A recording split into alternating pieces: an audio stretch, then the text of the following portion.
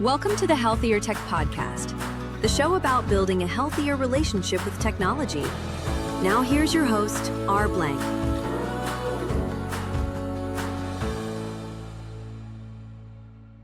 Today we're joined by writer and researcher Shannon Rowan. With a background in photojournalism, fine art, and editorial writing, Shannon brings a multidisciplinary lens to complex topics that often go underreported. She's the author of several deeply researched books, including Wi-Fi Refugee, Plight of the Modern Day Canary, and her latest, The Red Shoes, Our Devil's Dance with Technology and How We Can Stop It. Shannon also lives with electrosensitivity, giving her a first-hand understanding of the health impacts of modern tech. Her work is both personal and provocative, urging us to rethink what we've come to accept as normal. And longtime listeners may recall Shannon from episode 35 a couple of years ago, where she was here to speak about Wi-Fi Refugee. Today, we're going to be focusing on The Red Shoes. Shannon, it's an honor to welcome you back to the Healthier Tech Podcast. Thanks, R. I'm excited to be back on the show. I appreciate it. No, thanks. Yeah, no, this is great. So there's a long list of questions here. You and I have been actually exchanging emails for a few months about our respective books. But just sort of to set the framework here, can you explain what the metaphor of the red shoes means? Because I think that helps frame everything that we're going to talk about. Absolutely. Yeah. So a lot of people aren't familiar with this fable. Hans Christian Andersen popularized it in like the 1700s.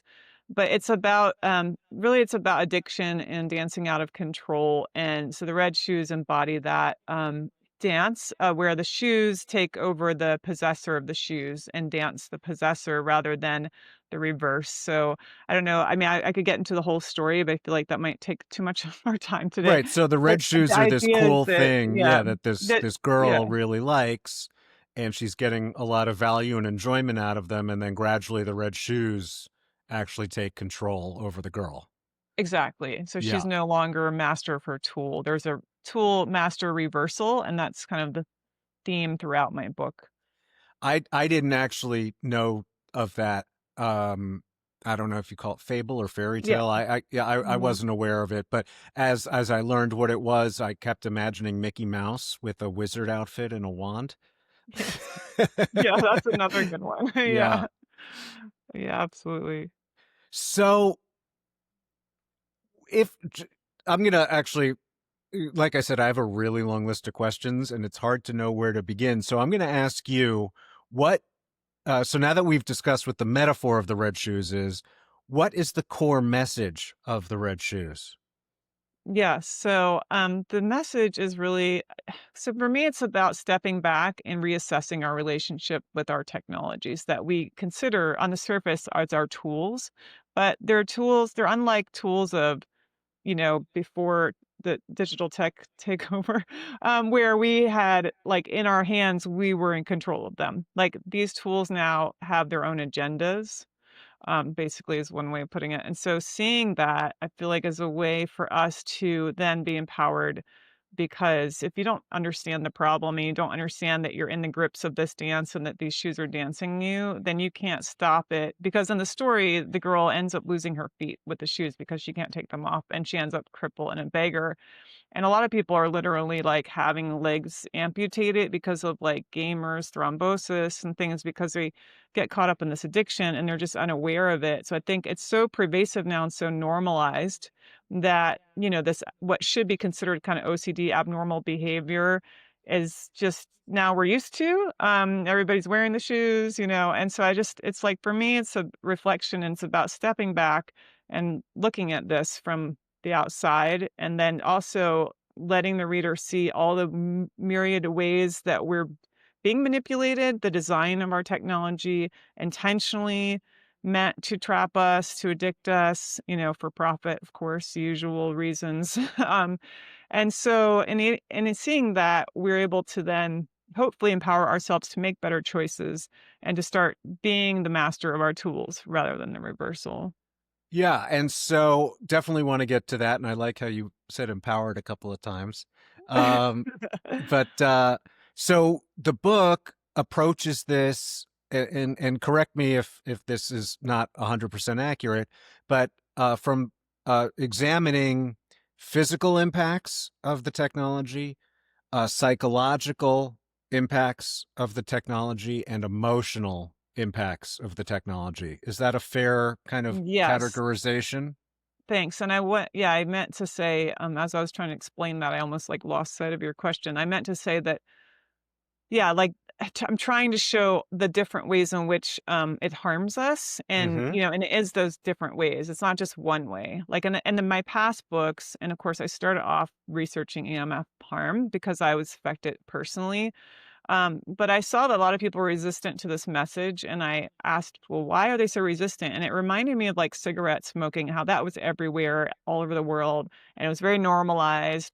And I was affected by it as a secondhand smoker, and people I got marginalized because of that. And I was also misunderstood or ridiculed, and, medical authorities said I was imagining it, all the same kind of things happening today with this technology, which is also toxic and also is like secondhand smoke affects people who aren't using it if they're around them, the people who are, and the infrastructures. So I was like, why are people so resistant? I thought they'd want to hear this. And that reminded me of that addiction that drives denial in these situations where people don't want to hear the message because of their addiction. And they're not, I don't think they're aware of this. So I thought, well, if I look at the addiction aspect, then maybe, and it opened my eyes quite a lot because I wasn't aware of other harms myself. Like I wasn't aware of how, while I have this hardwired connection and I did all these things to mitigate the MF aspect, that I am still personally being harmed just by using the apps and using the internet and not understanding that. And I think social media and getting off that was the first eye opener for me and getting me to see my own addiction and own like impacts emotionally and psychologically using social media. And that led me just to more research. So it turned into kind of like a dense book again, but also like bit with a philosophical, slant to it. I have a lot of poetry and kind of just, you know, So yeah, hoping people when will. did you get Sorry. off of social media? 2018, I think. Okay. I'm So yeah, about. for me it was 2015. Oh, Um, earlier. Wow. yeah, Yeah. and I noticed within days a really big change in my anxiety levels. And so I went back a little bit during COVID lockdown, but that by then my social graph had atrophied so horribly there wasn't even very much for me to engage with. So I got back off pretty quickly. But Well, yeah, yeah. so that and and that, I mean, that was after I started Shield Your Body, so I was aware of EMF as a health risk, obviously, but it still really opened my eyes to the kind of panoply of impacts that these technologies are having. And I would say, from my experience, both as a marketer and a content creator, people I find are much more willing to accept messaging about the addiction side, the psychological harm of social media, than they are about EMF. I feel like most people, if you start talking about the addiction, they already know that they have a problem. If you start Yeah. talking about how bad social media is, they already feel that, at least in the conversations that I have. And I think that's because they can't see or often don't think they're feeling EMF effects and they can't see it. So it's a harder thing to grasp and appreciate. And so, yeah, it seems more obvious to them, especially like given I think a lot of people don't see their own addiction, but they see in other people. More so, like, it's harder to see your own thing, right? Like, when you but it is easier to see, like, the kid who's gaming all Yeah. day and, like so then so they're more open to hearing about that because they definitely people are definitely seeing addiction happening with this at Yeah. some level. Maybe they don't understand it, like, on a like, I think I was that way, like, I'm not addicted, but obviously all these other people are. But then it's like, "Oh, wait, maybe I have a problem too." Yeah, because it's just like, alcohol I had a lot of experience with alcoholics in my life and like, I was actually married to one a long time ago, but like, he would surround himself with people with a worse drinking problem than him to make Hmm. himself feel like he doesn't have a problem. And definitely happening with tech use. Yeah, no, yeah, that's a good point. And so, but you just drew an implicit comparison, or I guess explicit comparison, to alcohol. You've used terms in the book like electronic cocaine and electronic heroin. Um, but on the spectrum, cocaine and heroin are fully regulated, for lack of a better term, and still in wide use. Alcohol is moderately regulated and still widely abused.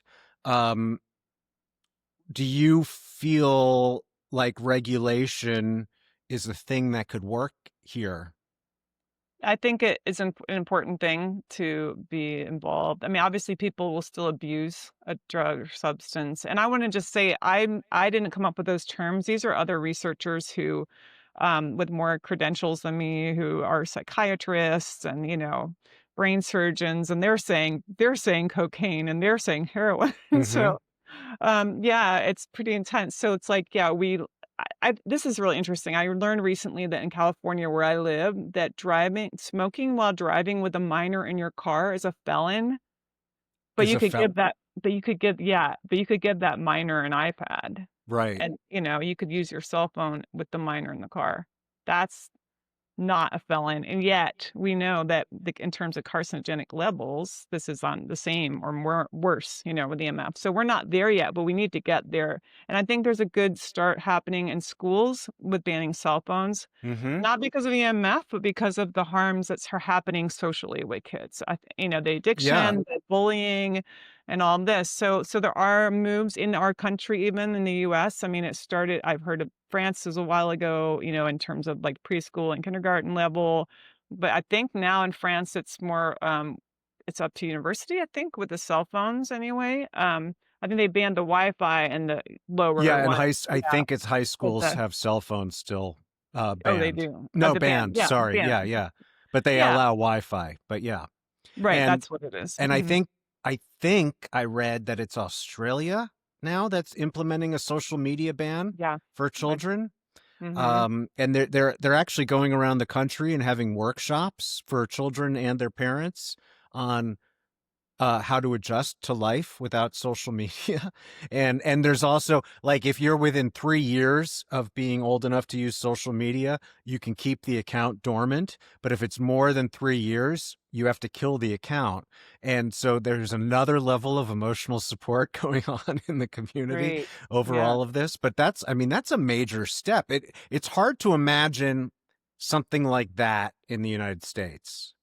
It is, but I'm hoping I mean, yeah, we might be behind there, but I think eventually it'll happen because, people said this about cigarettes, again, that analogy, like it was never gonna happen. These bans would never work. You couldn't do it. It's impossible, but they've Yeah, worked I and they feel have. like tech companies have a lot more money and power than the tobacco companies ever did. Yeah, that's the thing I realized that as Yeah. well will be a bigger fight. A lot And of it's only increasing, the Oh, I power don't know. and the money Yeah, and the yeah. concentration of all of it. And I just have a hard time seeing how that happens. But that segues nicely into your core takeaway, which we'll hold off on Okay, before we go any further. Right? Yeah. Earlier, I broke it down to physical, psychological, emotional. There's one I forgot. I knew I was forgetting something, and that's environmental. And so I'm hoping, and that's actually something that I don't think I've ever adequately covered on the show before. I'm aware of it, but I don't think there's ever been an episode about it. But what I'd like to do is go through each of those, and you give us like a fact, some science or condition to help express the magnitude of these impacts. okay, that's gonna be hard just off the top of my head, probably out of everything in my book. I'm not prepped for that. But Well, let's see. so yeah, Yeah. no worries. I'm That's prepped for okay. it. Yeah. So the dopamine triggers. Yeah. Yeah, okay. This is right. It's one thing to say, oh, they use slot machine like designs in these apps.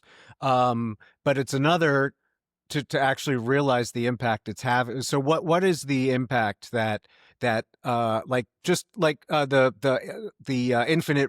infinite scroll has on, Yeah. or the pull to refresh, one of those two Yeah. mechanisms. Okay. So that's interesting because it kind of affects the user in all these different ways because in the physical level, you're stuck there staring at the screen, you're not moving your body. So the thing that you're not doing, while your time's eaten away is just as important as the thing you are doing while your time's eaten away, right? So, especially for children who are so I get really into like the motor skills and kind of movement developmental stages that kids are supposed to meet, like these milestones, and they're not meeting because actually, what's horrible really to me is the parents are leaving them in like their car seats all the time outside the car and just giving them like an iPad, and which is just like seems like should be criminal. It's definitely very neglectful, and it's means that this child isn't developing at these, this tummy time, these things you're supposed to be doing at certain ages, like that's gonna disable this person for life, like that's how serious that is. So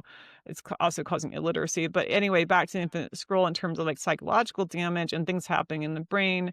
So of course, it's meant to induce a trance-like state they call the flow state. And they even call it like well, and then there's things like the harms of seeing content that the algorithm recommends, which tends to favor negative content because that's more sensationalist, which gets more what they call downstream engagement, which means more time spent, which means more revenue.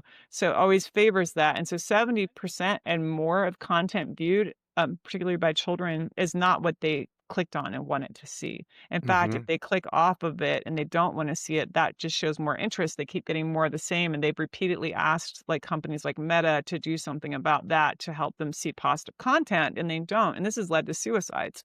I mean, this is very severe. So the end of the spectrum, the worst case scenario is like suicide. Also on the way there, eating disorders, self-harm, seeing content that they should never see, like horrific content and the psychological damages and harms of that. And then just, so you're in this induced, like this spell kind of state, trance state.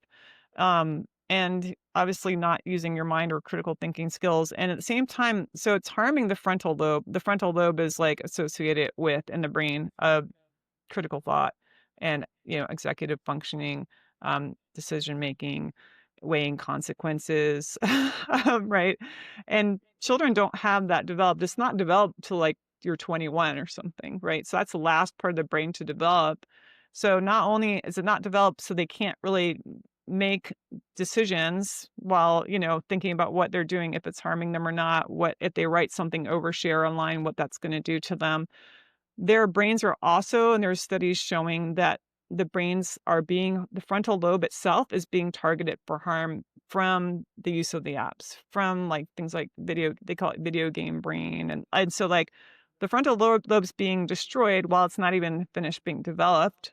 So that leads to like empathy, like inhibition, well, lack of development of empathy. So that can obviously then kids are treating each other like they're not human, and that leads to more violence. And this also for adults too. So there's just so many repercussions. But in terms of like dopamine hits, so dopamine hits are like people are like, what's the big deal there, right? I mean, that's because, so yeah, like you said, like, okay, slot machine design, whatever. Well, you do want your kids sitting at a slot machine all day. Do you want to be sitting at one? So what it means is that, so dopamine itself is, the pleasure chemical, whatever, hormone, they call it, and isn't bad. But when you get too much of it and without effort, sustained effort before you get it, it's a problem.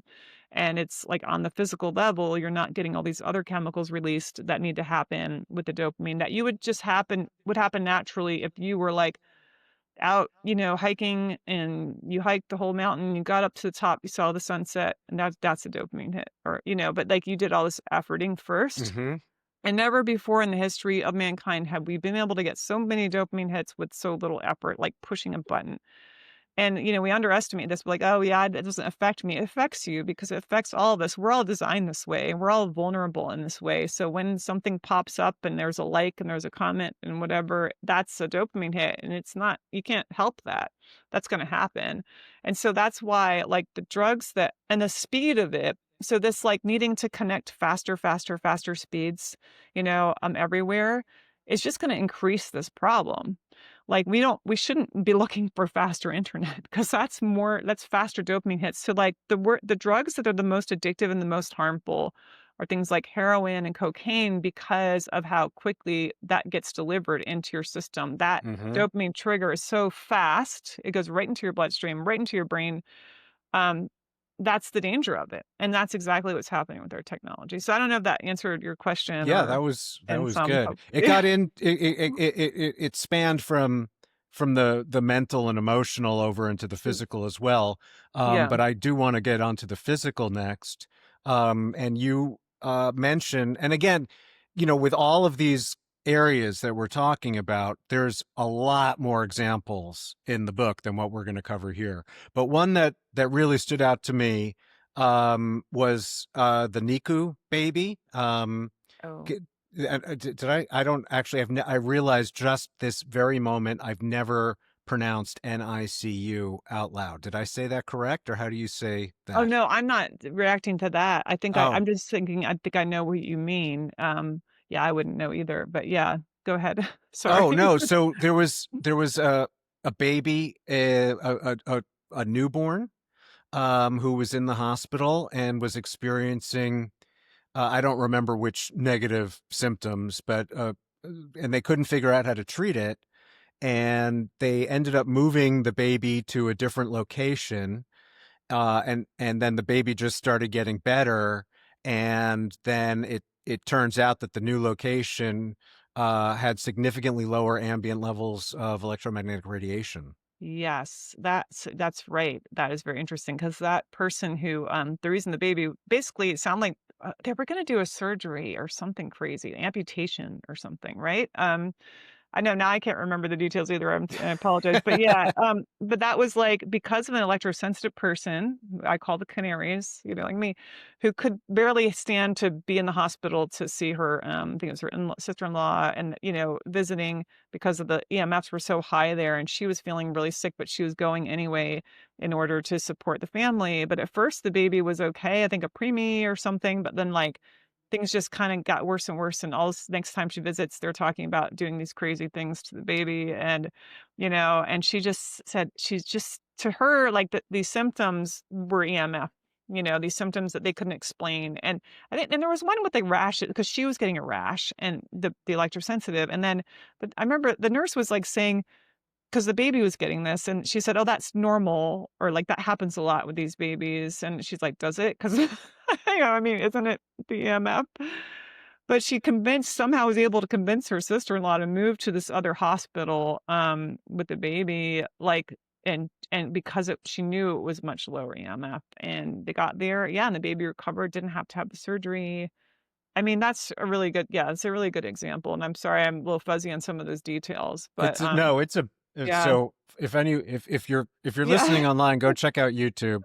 I mean, if you're listening on a podcast player, go check on YouTube. This is not a thin book, so it has a lot of information in there. Yeah. And so yeah, no, totally understandable. I thought at first you were referring maybe to the baby that was neglected in favor of the virtual baby. There was a couple stories like that. Oh, I don't remember that one. Oh, yeah, I mean, it's really sad stories, but, and it's more than one. I mean, there's South Korea, this couple had, been playing Sims, kinda game, and they had their virtual baby on there, and then they'd actually had a real baby in real life, and they got so involved in the game and taking care of their virtual baby that they totally neglected their other baby, the real baby, and it actually died. I Oh, mean, it was like and the details of, like, how mistreated it was are just so sad, and they went to prison over it, but they really just didn't they just forgot about their own baby because the virtual and that happened in the UK too, it's not just, like, in Asia, like, this and another couple, the same thing, and they're favoring the virtual baby over their real life one. I mean, this is how dangerous this can become, that's this crazy. I I know. I I also have read stories about, I don't think they refer to it this way, but people dying from overdosing on video games because Yeah, they forget to get up and eat and go to the bathroom, and they just drop dead. yeah. In fact, video game addiction is the only form, as far as I can recall, the only form of digital addiction that is recognized by the World Health Organization. Right. It's in the DSM-5. Yeah. The thing is about that, all these other forms still have the same symptoms that are listed under hardcore addictions. They have the Hmm. same fallout, like job loss, relationship destruction, physical health impacts, emotional and mental health impacts, people being hospitalized. So it's just a weird, I don't know why I mean, I think it just gets there's this so many overlaps and so much great and there's so many kinds of different things. I mean, because there's, like gambling and pornography addictions are probably, I think, officially recognized, at least gambling, and that is you can get that online. Shopping Hmm. addiction, you can get that online. You can use the technology is enabling more of this, and it's more easily because if you had a gambling addiction prior to PCs and being, home internet, you'd have to go somewhere. Same for pornography, you'd have to go somewhere, and that extra effort does keep people, a lot of people Yeah. who would have had to make the effort, they wouldn't have done it, and then they're kept from the dangers of that pitfall of that No, addiction. exactly. So, yeah. So I want to get into what people can and should do about this. But before we do, like I said, we haven't spoken about environmental impact on the podcast at all. And that is definitely something that you cover in the Red Shoes. And um, I mean, I I did actually used to own a hybrid. I've gone back to conventional engine. But when I bought that hybrid, I think 15 years ago. So it was a while ago before I knew what I know now. But right, I mean, but it was a Prius, right? It would get 50 miles a gallon. I was like, this is, and I lived in LA at the time, and drive anytime you have to drive, it's a long distance. And I thought but over time, I learned what goes into, for example, making one of these batteries, and I was like, I don't I don't even know if this evens out, like if it nets out at, if it balances out all the gas I'm saving versus the damage of creating these lithium ion devices. Yeah. And that doesn't need to be the example that you No. speak on, but that is one that has been in my head a lot. Well, the EV is a big topic because it's kind of being forced on us in a lot of places, and those of us who are electrosensitive cannot possibly drive an EV or be inside of one. I couldn't even be in a hybrid. But I want to just preface this part by saying that I was like, I could still kind of consider myself an environmentalist, but I'm in terms of like I drank the environmental Kool-Aid of like all that, things that are supposedly good for the environment. I totally believe I was fully behind them, wind, solar energy, EVs, like, yes, that's gonna save everything. Now, unfortunately, I don't think that's true at all. And many of those things are way more harmful and destructive than our current destructive, tech, practices for energy production. So, yeah, but electronic vehicles are there's the batteries, like you said, that's the big issue really is, and they're huge. Besides the EMFs that they put off, which are massive. I mean, I think one thing that people don't think about because it's this out of sight, out of mind problem, right? And so when you see the charging stations for EVs, it looks greener because you don't smell the gas, you don't see anything Yeah, burning. and they use nice green designs and It's stuff. a nice So yeah. LED lights on them. Yeah, literal Yeah, greenwashing. Yeah. right. And then it's like, well, obviously the electricity has to come from somewhere. And so something is burning somewhere to do that. That's just how works, Well, unless it's Y solar, unless right? it's solar, but then you have a huge, massive furnace to make the solar panels. Right. That heat to make that heat is so when you look at really big picture, none of this really makes sense because the mining, you're using diesel fuel, you're polluting rivers, you're destroying villages, you're destroying. I mean, you're also often slave labor involved, unfortunately, in the Congo for a lot of this. So, and that specifically is cobalt and coltan and then there's the rare earth minerals, and those are coming from these conflict regions, like in the Congo, where there's been this ongoing kind of civil war forever that we're like they basically at gunpoint are forced to work in these mines, and I mean women are raped, children are abused, they die in mine collapses like freaking daily almost, I mean, so and those are essential elements for all of our smart tech. So, like, everything in the batteries, lithium-ion batteries, so all of these are coming from these so you start with the mining. So I like to start, like, beginning recipe of this, like, mining practices, what that's doing, the deforestation involved in that, the pollution of the water involved in that, using more fossil fuels in order to do that, and then transport it. And then you've got manufacturing. And manufacturing is also out of sight. It's in Asia, usually in China mostly. And the worker conditions there and the suicides there because of how bad it is, and basically being like in prison like conditions, and working really long hours and forced to, right? And then some of it's forced labor, actually. So the Muslim minority is forced to work in these plants like Foxconn, which is the one big Apple producer. So then you've got the manufacturing and the harms there and the pollution. So what about all the electricity used in those factories, and how are you sourcing that? And so even to produce, like, I've got really into, like, I'm going to write a whole book about this because I've got so into this research, but like, because we're getting threatened with offshore wind farms here, and the wind farms have been really devastating in a lot of places. And those basically like seem like net zero energy production when you factor everything in, because you've got like balsa wood coming from one part of the world that's part of it, the concrete, the steel. You've got forever chemicals going, being used in the cabling and going into the ocean. And then there's actually like boiling water gets dumped into the ocean from like the transfer station or something and then you've got actual petroleum oil being used to like lubricate the blades that like drops into the ocean. And so what we're seeing is it's a kind of cover up for just more fossil fuel use, I think, because the backup for any intermittent energy like solar and wind, you have to have backup energy, backup system idling, because when you're on grid with it, you can't have that go down. If you're Hmm. off grid, you can, and you're directly tied to it. Well, you don't have it while the sun's out, or you have your battery you charge from that or whatever. But and we do use solar. So I think solar has a place in the small scale, but when you start getting into this industrialized size scale, it doesn't make sense for it, because industries are using the most energy, right? And like they consume. It's not people in their homes. And so what, and industry is making these other they're involved in like more industry and making more of this. And it's sort of like just another market, and something to exploit and then sell. And if you get governments behind it and sort of subsidizing all of this, then you have like instant profits, right? So that's why everybody wants to get in on this, like calling something green that isn't, just to make the money off of all the parts that go into that and all the labor and everything that goes into that. So, but then there's no like plans for decommission with the wind farm turbines. And these turbines are massive. So, and they have like other effects from killing birds and, climate impacts, the deforestation and like just the wind that's created. But I wanted to say, when there's idle power, the idle power is fossil fuel. The idle power is gas.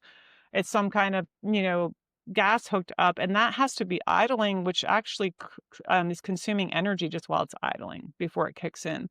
So, I mean, we've seen like massive failures with these projects. Like there was something called Ivanpah in Southern California, which, the governor Schwarzenegger was behind. And I saw this clip of him, and he was like there to inaugurate it and whatever. And he was like, whenever people look out in the desert, they see miles and miles of emptiness. I see a gold mine or something, like miles of gold mine. And that whole thing was just this massive solar, array. And every morning they would start that thing up using gas, and there were smokestacks coming out of it. And there were all these permits that they got, specifically knowing the climate and the environmental impacts. They get these permits for acid rain, for, list of things. Same with the ocean, offshore wind. They get permits, like a take permit, like for fishing, and like for harming they get around everything. Like they get a permit to kill endangered species. They know they know this is going to upset this ecosystem. So they get a permit in advance for that fallout. And then, so that whole project it's gone now. It's just broken mirrors in the desert. It didn't last hardly. I mean, it's just, so the longevity of these schemes too isn't being looked at, and especially in terms of the resources put into it. So yeah, but our technology, like when I'm using a laptop here, it's not just the power that goes into this laptop, or if you had a cell phone, it's not just that battery, it's this big picture thing, and it's the infrastructure that powers that. And it's like, yeah, how is this mined? Have children died for my so I could have these gadgets. I mean, this is all kind of hidden from us, and it's massive. I mean, data centers is the next thing, right? Data centers, and these are getting pushed on us everywhere because as AI is coming out and AI is involved in everything, that needs massive data, right? Massive resources, a lot of power, a lot of water resources, especially in the desert. Seems like they usually put them in the desert out in our country anyway because of the cheaper land available. And then they have to cool these buildings where the data centers are, the servers are in. So this is like all these servers, they have to be powered. You have to cool the rooms and keep them cool, and so they're actually using water in the desert to do this because of they use evaporative cooling, and it's so much water that, one data center will use as much water sometimes that would be for in a day that would like for 500,000 people or something. I mean, it's crazy, and so that's gonna just increase, and that's probably one of the biggest environmental threats we're looking at right now just for our uses of the internet and our yeah, sorry. So yeah, I'm guilted all the time by particularly building biologists when they see how I'm using AI for my business, and I'm like, if you're not using it, you're gonna you're foregoing a tremendous competitive advantage. But the environmental impact is just super massive. And so that I think segues nicely into a sort of a resolution part of this discussion, right? Because I just gave the example of a problem I'm aware of, active peer pressure, and me doing it anyway. And so do you think presenting this information to people, whether it's like you did in the red book, sorry, the red shoes, you're not Chairman Mao, the red shoes, or Yeah. some other way, if you do you think that if people had access to this, all of this information, that they would be making different decisions? I think maybe. Yeah, I'm gonna be I was realistic. expecting a more positive No, I response mean, from you. I'm hoping, of course, that's why I do it.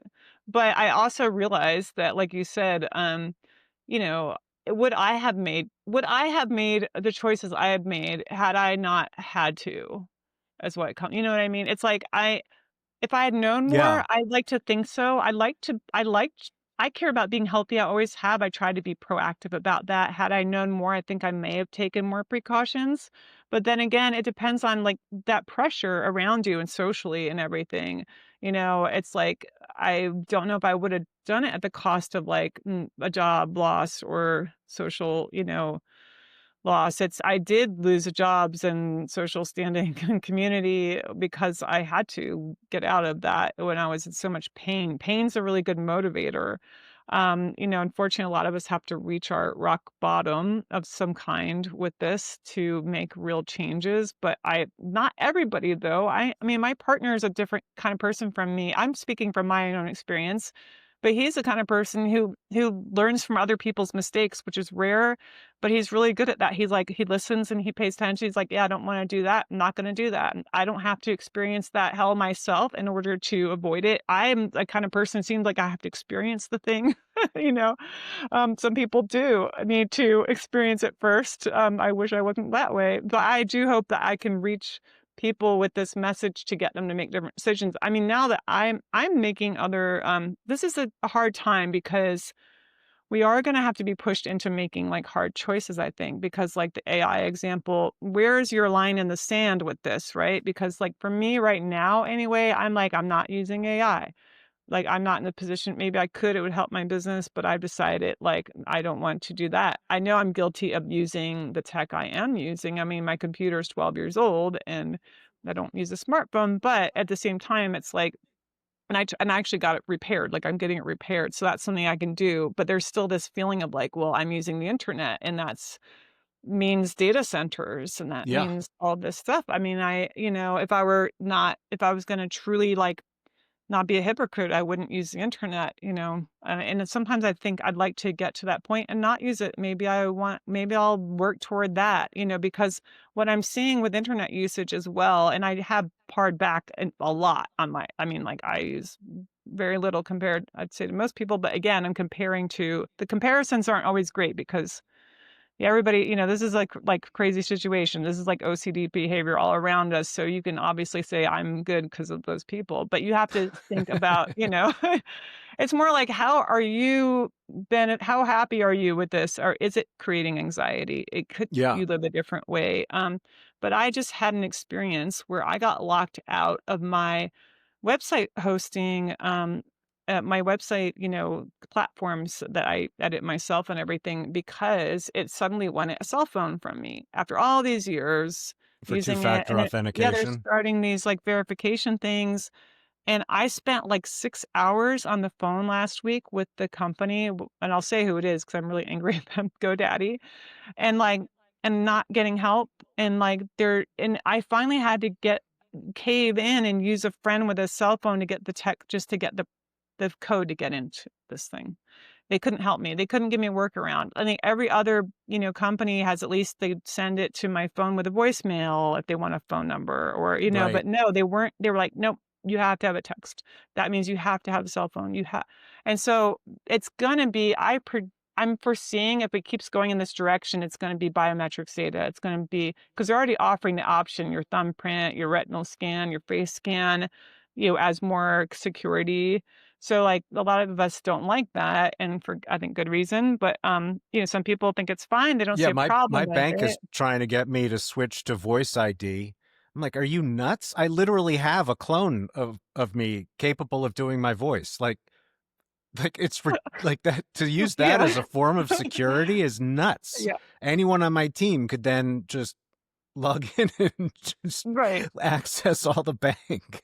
Oh yeah. And, Yeah, um, but this is where it's gonna like, and then incorporating it into our biology. I mean, like at some point you're gonna have to say no unless you want to be a cyborg.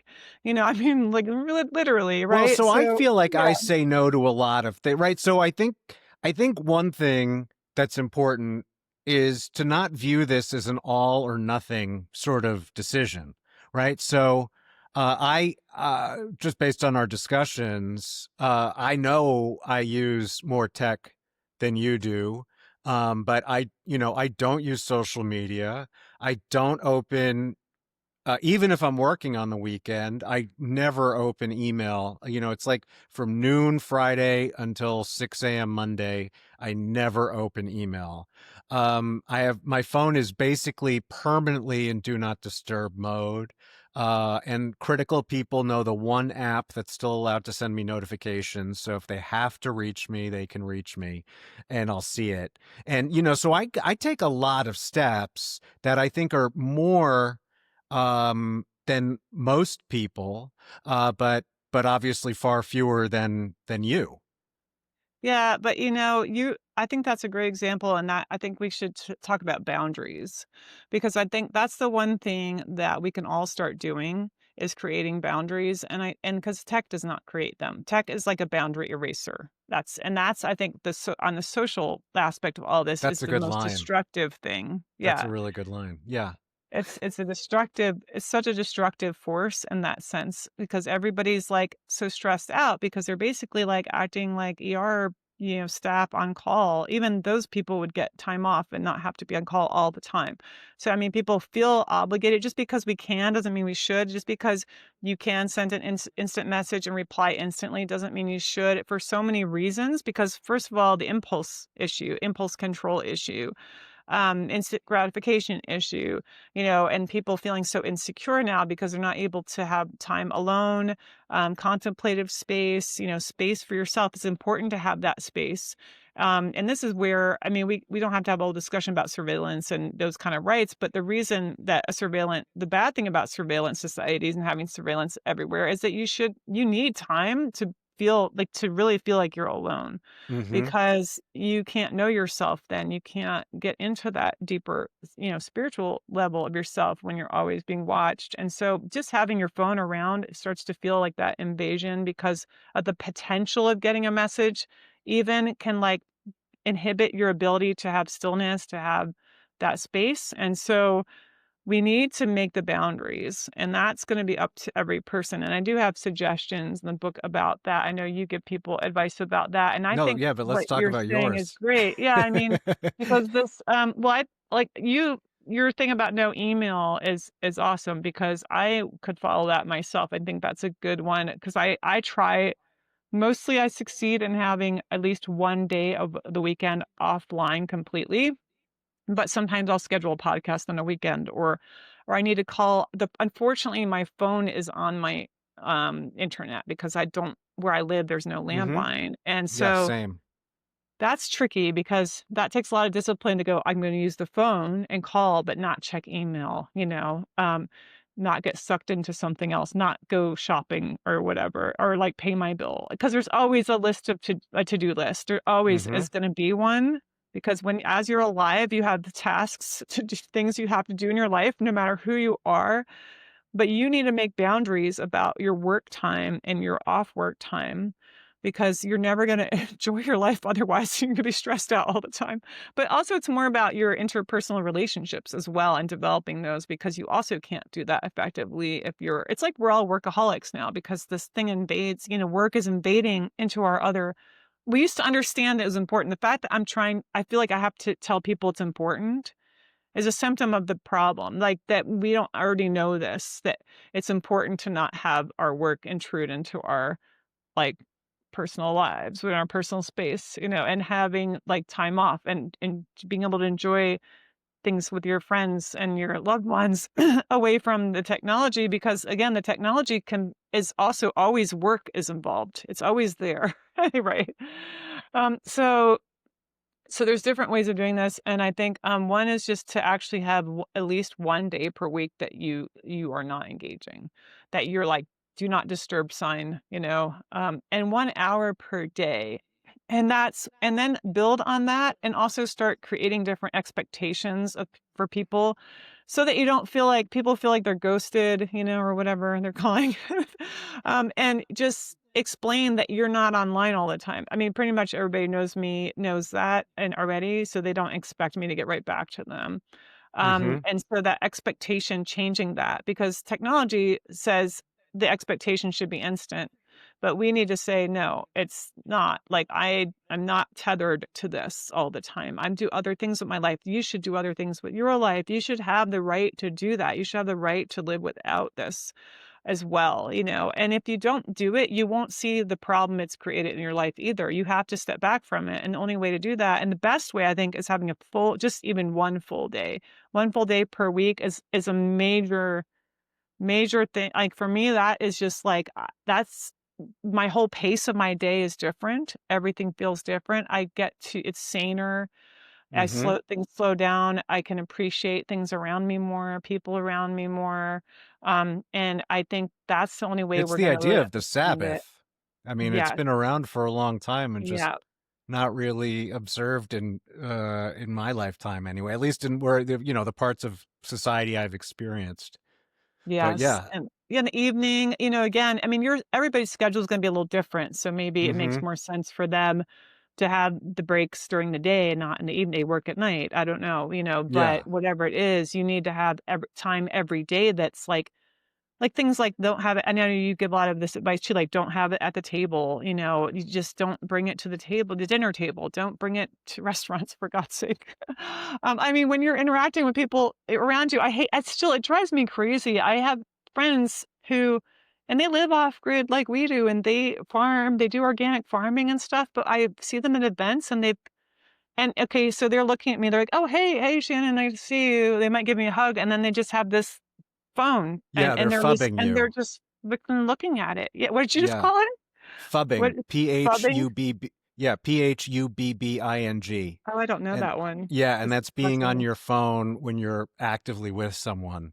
Yeah, So like you're at dinner together and you're on your phone, you're it's so phubbing. rude. It Yeah. makes you feel insignificant. You're inferior to the whatever a person or bot that they're interacting with, It's like and that's just the rudest thing. I don't know how that's still allowed. Somehow we've just let that happen, and I think we need to like, that's the kind of thing we can change again. Like, we can go I think a lot of these there is a pushback now, I mean, because it's really only been a couple decades at most that this has been a problem. Yeah, I mean, it's really It's since the yeah, iPhone. So right. we're talking 15 years, Nothing. really. Yeah. We Yeah. can reverse that. We don't have to be living like this. We don't have to be Yeah. socializing like this. It's I'll, just I'll I'll give another example too. I think good. those are all great Yeah. examples, and I think people's phone hygiene is really the place to start.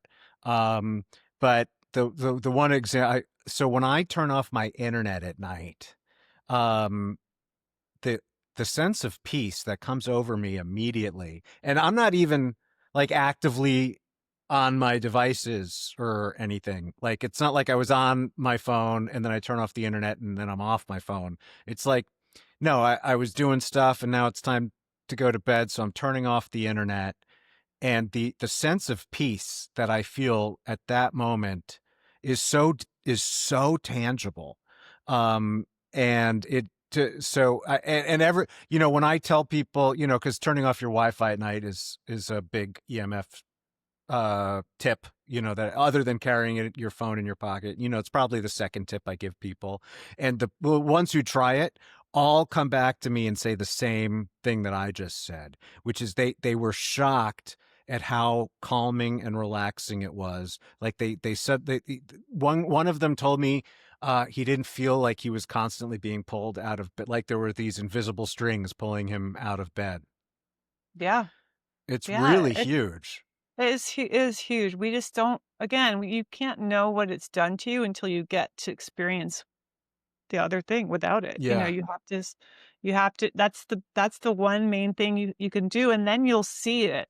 And then you'll appreciate it and you'll feel it and you'll say, "Wait, I like that day off of the internet. Let me do that again." And I don't yeah, not just internet, definitely your phone too, because your phone, I mean, obviously can be the internet, but it even with the internet off, it can be the text, it can be the calls and the text, and that's really disruptive. And Yeah, again, no, it's not yeah. here. Yeah, when my Yeah. internet is off, I Yeah. have nothing. So Right.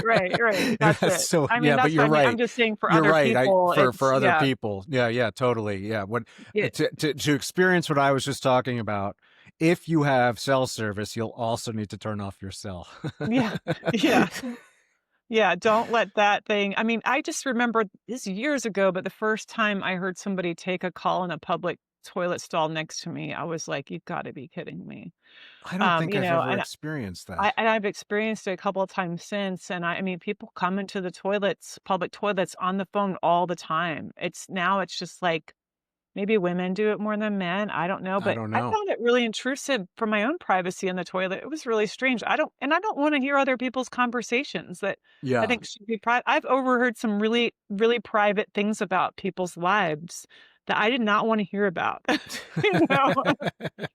I have to tell you one because it's really, really funny in a way. 'Cause during COVID, I was outside of a shopping mall that was semi-deserted waiting for my partner to come out, and there was a man, like, social distancing from me, but still had, like, mask on speakerphone, and the guy on speakerphone was saying, "My wife of 12 years just left me, and she left me with a text message." And that was how she left me. Wow. And I was like, "This is amazing." On Yeah. so many Well, levels, but yeah. it's amazing the progress that modern technology has brought us. Yeah, and I overheard it because of somebody's tech, you Yeah. know? Time was It's like, when, yeah, for that to wow. happen, it would have been a pigeon falling out of the sky, and it Right, right. had the breakup note written on it. Uh, Yeah. well, Shannon, it's Mhm. been a pleasure to catch up with you. I Yeah, like I said, we've been exchanging emails, but we haven't spoken face to face in quite some time. So it's been a yeah. pleasure catching up with you. The book is The Red Shoes. It's available at Amazon and Barnes and Noble, and you can get the direct links for those at Shannon's website, wi-fi-refugee.com. And again, that's wi-fi-refugee.com. And that link is in the show notes for today's episode.